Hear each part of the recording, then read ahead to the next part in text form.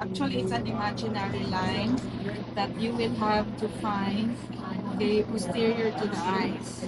Medial, okay, found at the middle, posterior to the eye. So it's, if you look at the back of the eye, you actually see a V line, okay, mga siyang V. And at the vertex of the V, you have there more siyang small depression. So what is this depression? Luna. This correlates to that. That depression around the cerebral area where the spinal cord where you feel What do you call that? Foramen magnum. Okay, it's your foramen magnum. So your foramen magnum is located in that depression. Okay, and underneath that depression, what do you, part of the brain is? Anyone? Huh? Yes. So what you are going to do is find that depression, the foramen magnum, which is actually I didn't know that. a V, the vertex of the V. No, the V starts at the posterior of both eyes, going down at the midline. So that is your foramen magnum, and below that is your medulla. So you try to destroy the medulla by pushing that pithing needle. This is your pithing needle down and sideways. So when you pin the frog, you do a rotary motion, push down. Remember when you're holding tanawa, iyang pagtugod sa frog, the nose or the snout has to be down. Okay? Your index finger has to be pushing it. Tanawa iyang ha. The thumb and then the two other fingers are holding the frog firmly, and then the snout is down because the index finger is pushing it, and the pithing needle is placed on the area where you have the foramen. Okay, so you initially destroy the side, okay, because you want to destroy the medulla. After that, you do a rotary motion to destroy the remaining areas of the brain. Side to Okay? side. So, question, how do you know that the brain is already destroyed? What reflex do you need or should you use to check it? Yes, you have your corneal reflex. So your corneal reflex is elicited with your eyes, with the eyes of the frog open, because you want to touch the cornea. If the frog's eyes are closed, of course, there's the eyelid, dili kakaabot sa cornea. So this one, the eyes of the frog are open. So you can stimulate using the sides of your pithing needle. Side ha, dili so using the sides of your pithing needle, you can stimulate the cornea and see if the Blinks. frog's brain are already destroyed by checking on your corneal reflex. So again, what is a positive corneal reflex? Maluluyon. How do you know that the corneal reflex is positive?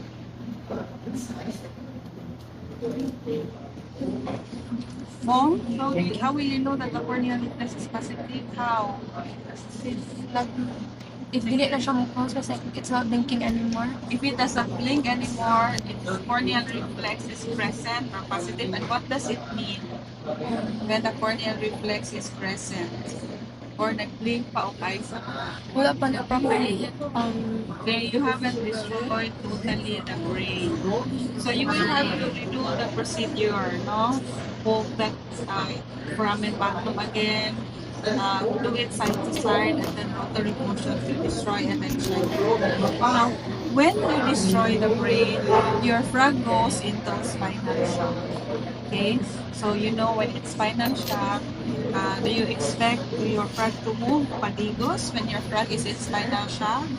No. So when your frog is in spinal shock, there's no movement. Parihana, no? There's no movement. But that frog will recover from 5 to 10 minutes after. So when the frog recovers, the eyes will blink again, no? Sometimes sometimes you're doing the procedure, you think that the corneal reflex is already absent, kaya nag-ana na lang mata, you stimulate, but a few minutes after it starts to blink. So meaning to say the spinal shock has already worn off. Muna, may balik na yung reflexes. So meaning to say, you haven't really destroyed the brain yet. So you have to do again until the corneal reflex is already absent. Okay. Now, when it's already absent, you can now proceed, and the procedure is asking you to do double fitting. You can now proceed to do destruction of your spinal cord. So when you say single fitting, Padigos, what do you destroy? When you say single fitting, what is your aim here? To destroy what?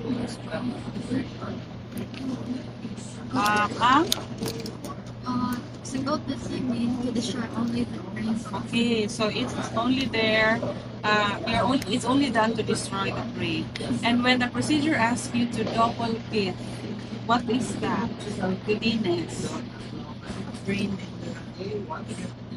The brain and the spinal cord. So how do you destroy now the spinal cord? So there are actually two ways to destroy the spinal cord. Okay, one is, we were trying to push the needle sidewards and then forward. So we know that the spinal cord is at the back of the brain. So we can actually destroy the spinal cord by just poking the needle to the other side, di ba? But that is often difficult because that will be doing it blindly. Blind hit means hindi ka kita sa kanal, hindi mo lang tansyahon, no? That it's actually, it's already the canal and then you push the needle. So we don't do that in our lab. Instead, we cut the upper jaw. So by cutting the upper jaw, we will be exposing the spinal canal. So we will know where to hit. Okay. So how do we cut upper jaw? First, we extend the mouth. Okay, we cut on the angle posteriorly. And then once we have done that, we cut the upper jaw. So this one is bone, no? That's skull. So it is a bit difficult to do. So we have to exert force.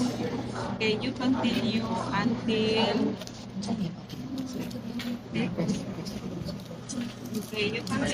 you are now able to visualize the spinal canal. It's actually a small hole at the middle, and you will see inside the hole there's a puti nga soft material. That is now your spinal cord. So what you do is you just push that needle, screw the needle towards the back, and you will be destroying the spinal cord. Now take a look, again. To visualize, you have this is Ringer's lactate. You have to wash the area with the Ringer's lactate to remove the blood. And maunanin siya. And you see, this is now your spinal canal. Inside is the spinal cord. So our technician will now try to destroy the spinal cord and take a look at the lower extremities.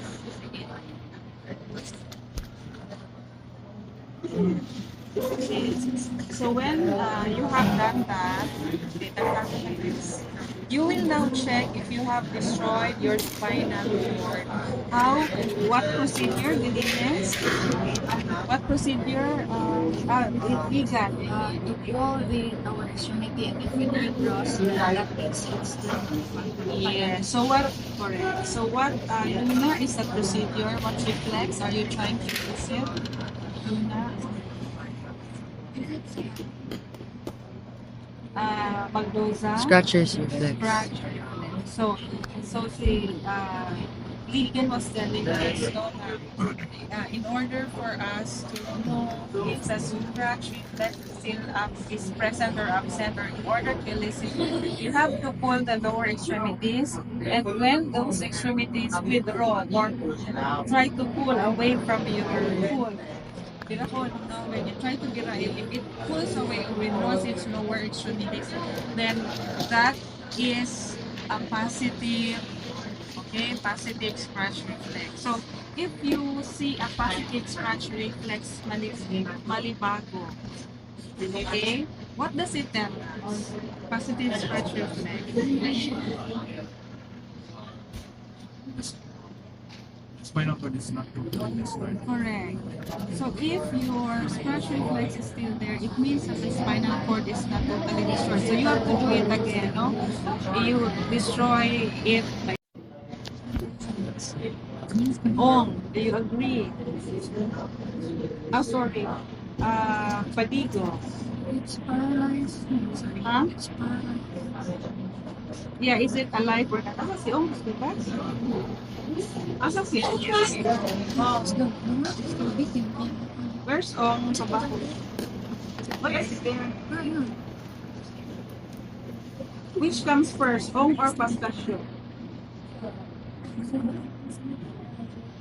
It is. So is that frog alive or dead? Still alive. Still alive because when we beat, our purpose is not to kill the frog.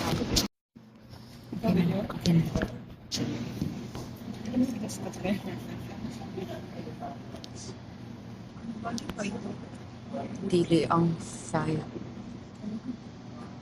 Okay, make sure that this is really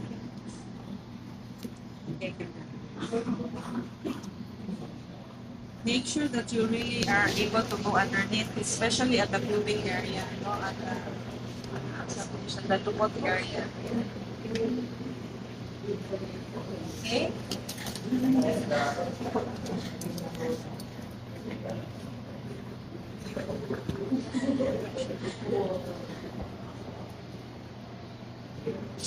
Okay.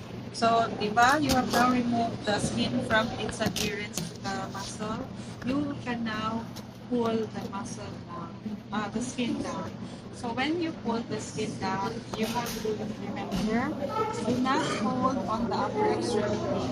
Asa mo mupupot, arigid sa hawak. Why? Because if you start pulling them apart, you will injure your sciatic nerve. Okay? So, it should be on the waist, and then pull the skin down. Now, when you pull the skin down, okay, when you pull the skin down, it's easier.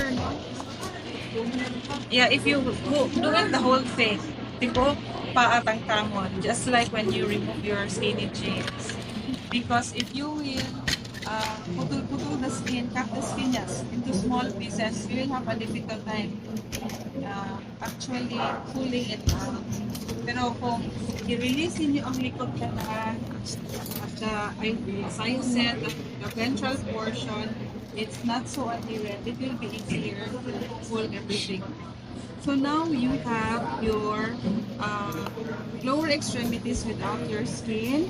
It is now time for us to go to the next step, which is exposing your sciatic nerve. Now, this is the most tricky part of the procedure. Pinaka-tricky, why? Because it is difficult to find the sciatic nerve unless you follow these things. So there are things that you have to remember. Number one, when you are looking for the sciatic nerve, you have to put your frog in a prone position. Prone means nagkulog, right? So it should be, you should be seeing the dorsal part of the frog. You will never find it, no? If you will find it, dogay kayo if you put the frog in reverse. So it should be dorsal position. Now you have to find landmarks. Ato ala nang himo-himo nga landmark to give us an easier time finding the sciatic nerve. So ang kaning imuhang thigh, you have two grooves or three big muscles here. And this is divided into two groups. So this one, kita man ang linya from this one to here. This is your first groove, no? And you have your second groove, kani. So it actually divides your thigh muscle into tulo. This one, the outer, the middle, and the inner. So, kung sa man nga groove inyong aplikon because the sciatic nerve is found in one of your grooves. So, upper groove, lower groove.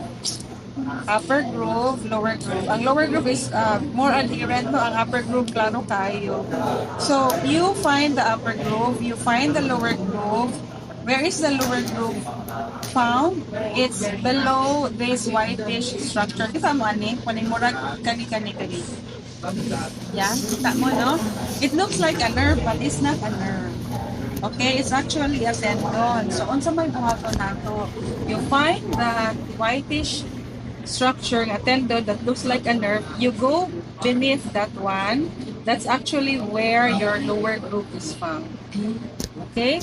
At mo sa lower groove, manita sa inyong sciatic nerve. You find your sciatic nerve in your lower groove. How?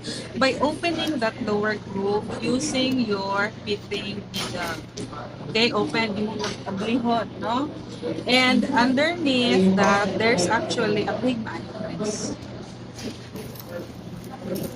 Okay, when you open, you have to open very well to expose the sciatic nerve. The sciatic nerve is actually there, down sa muscle in your lower groove, there.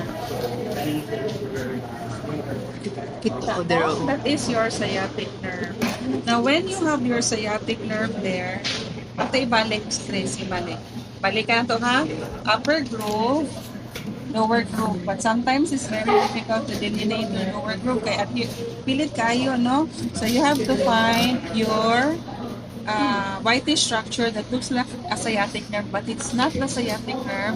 That's where you find your lower groove. So we open the other one para makita pagmalik. So upper groove is here, lower groove is here. We go through the lower groove, open. Actually, sa yun ba if na-position yung body ng brad, no? So, lower groove, open, okay? And your sciatic nerve will be hidden beneath the muscles. Okay. So, bumalik mo sa lower groove. Ayaw og daghan ang yung slices, ha? O sana good kay the sciatic nerve is very small. If you make a lot of slices, makuan siya, matakpan ba, matabunan siya, no? So that is again your sciatic nerve. So you have now your sciatic nerve. The next thing that you will do is cut the Achilles tendon. So how do you cut it? Now, the first thing is identify your gastrocnemius muscle. Asa man ato gastrocnemius muscles? I'd like to ask, again, where is your gastrocnemius muscle? Godines, gastrocnemius muscle. Ha? This point, ha?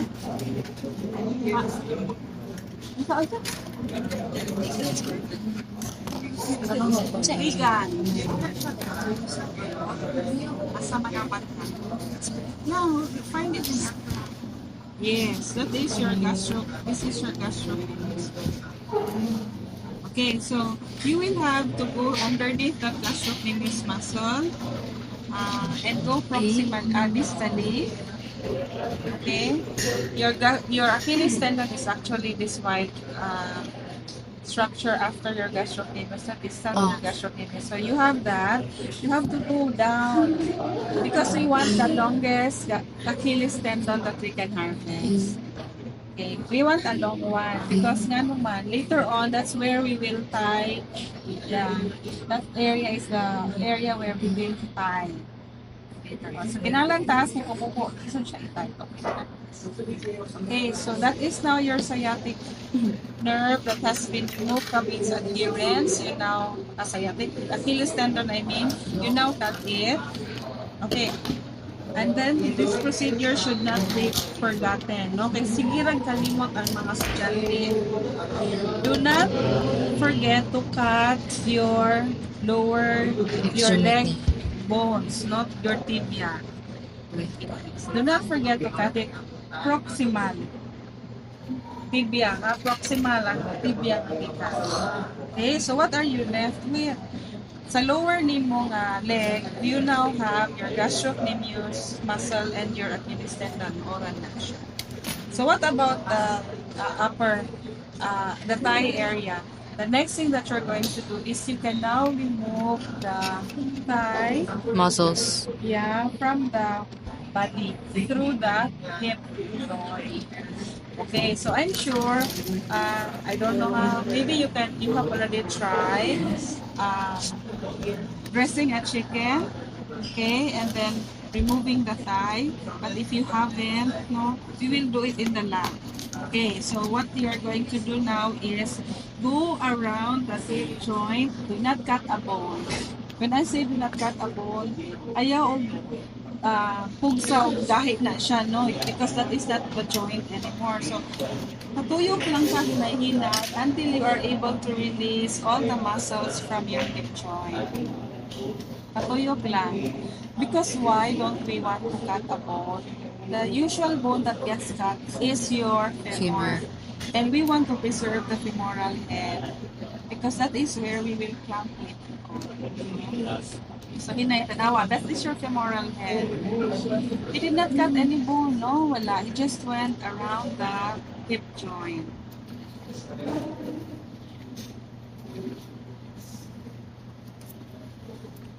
Okay, so that is now our Yawa. our Lami. femoral head that we were able to preserve. The next thing that we will do is cut the excess thigh muscles. We don't need those thigh muscles, so we will just cut off the side lang. Our sciatic nerve is in the middle. Oh. So di na to siya maigo. Ah. So do not be afraid to cut that thigh muscle. Okay, so we're now done. We have now our muscle nerve preparation. Muscle, it's the gastrocnemius muscle that we are after. This is one. And the nerve is the sciatic nerve. Nakakita siya. Kita mo, it's there. No, that is our sciatic nerve. So, when we're done removing the excess thigh muscles, we can now put our specimen on the watch glass and do not forget to soak it with the Ringer's lactate because we want to preserve the freshness of the muscle.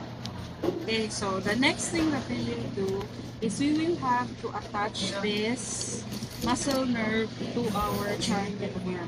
Now, our chart mover is powered by electricity. Okay, so do not forget, every time you use this one, do not forget to connect it to the power source. And, okay, so we turn it on. When it's on, it will start moving. So you will know it's on because this will light up. There. Kita mo, no? So it's moving. Now, nagsigla siya. Okay. So, if you take a look at this one, na siya speed, no? Okay. Actually, we can Modify. make this chart mover run in different speeds. Sa iyang mga speed. The speed is actually here. And the unit here is centimeters per second. So, if you put it okay, karon, what is the speed now? What is the speed now? 2.5 2.5. Do not forget the units. centimeters per second. Now, in our experiments, we will be using 2.5 and 10 centimeters per second. So, when the manual says slow speed, it's 2.5 centimeters per second. When the experiment says fast, you have to put it at 10. Okay, kana ra inyong minumduman, 2.5 o 10. Okay, that's the only speed that we will be using. Now, when you try, this is the 10, this is the 5, this is the 2.5. When you would want to move it to 10, do not just turn it this way. You have to pull it before you turn. And take a look at the speed of 10. That's fast, no? So, 2.5 again. Okay, this machine is already old, so sometimes when it's moving, you have to help it. Okay, muhulong daw siya. So, you just, okay, muhulong siya, basta di siya madala sa papel. So, this one, di na siya malihog, please. Has to,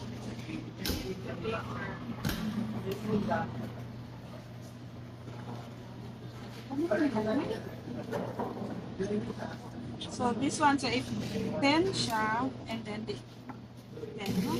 Basta, so we have to help. Kailangan na lang ako kamay.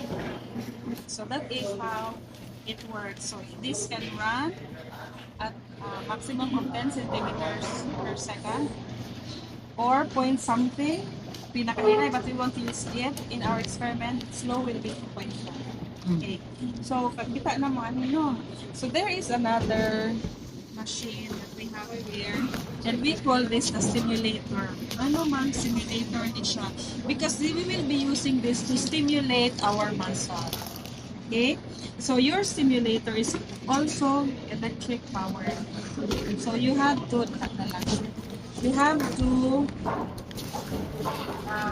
attach it to a power source for it to run. Okay, same thing. When you turn this on, off na siya. Same thing when you turn this on, it will light up. Stay at the back. It will light up. Kita niyo. So, kung sa man sa siya, this one will enable us to deliver electric shocks. Okay? Kurintihan na to ang muscle. So this one, we will use our stimulator to deliver electric shocks. And this one enables us to deliver 0.1 volt to 1.5.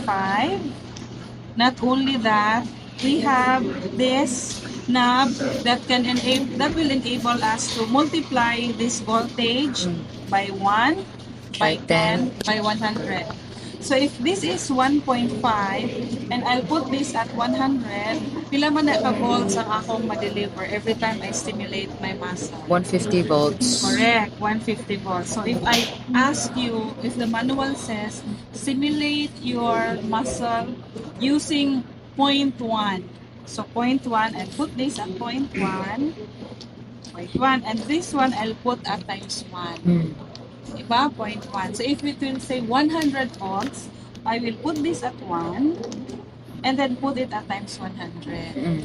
So you can actually choose using these two knobs how much voltage you are going to give to your muscle. Okay? This one frequency, ayaw lang ni siya i-mind.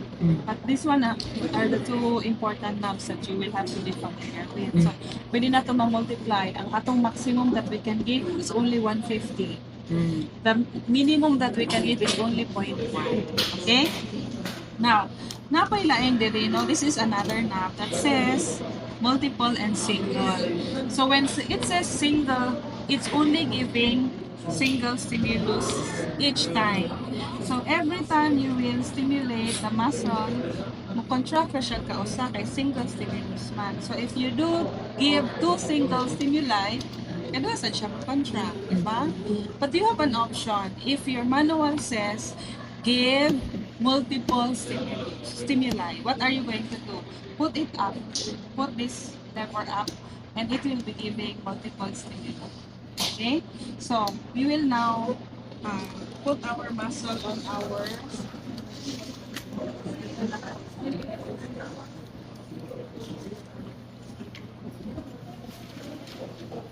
we will now mount our muscle on our chart mover, also known as your kymograph, also known as your Harvard apparatus. Nagkani siya na chart mover, is the kymograph.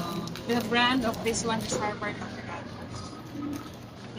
So, remember that femoral head that we were trying to preserve a while ago? That is the part of your femur that we will have to clamp on. So, this is your femur clamp. Okay? Femur clamp mo siya. We will put our muscle, our femoral head there, clamp it there. Mga yung po atoms. Chats mo. Ba't ang layo mo?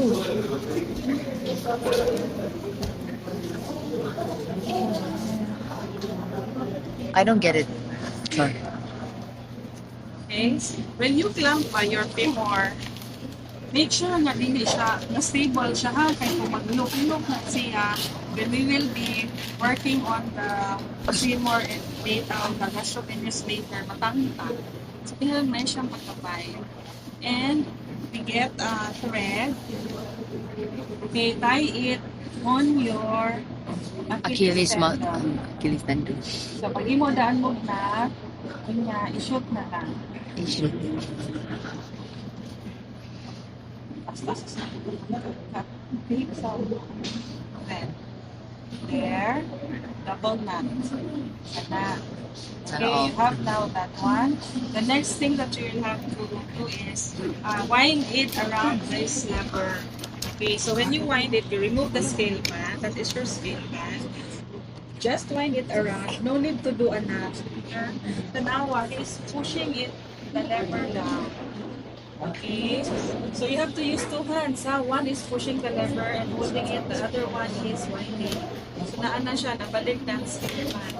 You are now ready to stimulate your muscle. So when you stimulate your muscle, make sure that your electrode, this is your electrode. Ano? Make sure that the electrode is touching on your sciatic nerve. Oh, because Pacquiao likes doing that. Pacquiao likes asking questions. Okay, ipatouch, di ba? Ganihan, kita na sa sciatic nerve. So, how do you mount your muscle? Kita mo sa gastrocnemius, no? Ang gastrocnemius should be facing you. Kita mo, ang gastrocnemius nag-akubang ninyo, dili siya kabalik. So, that is the side where your sciatic nerve is Pars. also found. Carmen, pwede niyo guni. So, naano siya? It's there. Yeah. So, make sure that your electrodes have to, walang joke ang ipon, no? Make sure that the sciatic nerve is running through those two prongs. Okay, so we will now try to stimulate our muscle. We will use 2.5 centimeters. 2.5. Turn it on. And then we use 150 volts. We will simulate using 150. That's one pump. Okay na? We start with single stimulus. There. Do you see it? There. There. So every time we stimulate, the muscle will contract. So look at the muscle. It contracts and forms these muscle twitches. Okay. Let us do multiple stimulus. That's multiple. Okay, gidiretso na niya butang sa taas and it gives your stimulus.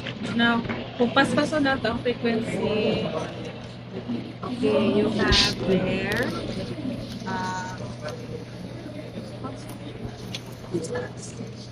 that is your incomplete tetanus, which you will be learning later. Okay? I guess mo na may question. No. Okay. No. Wala na may question? Okay, so do you think you can manage to do the experiment? To do the procedure? Sige. So you can go to your respective groups and then each group should be doing this one. So we will have, because there's only 3, group 1 there, group 2, you can use this one, and then group 3. Okay? We will now divide that into the groups.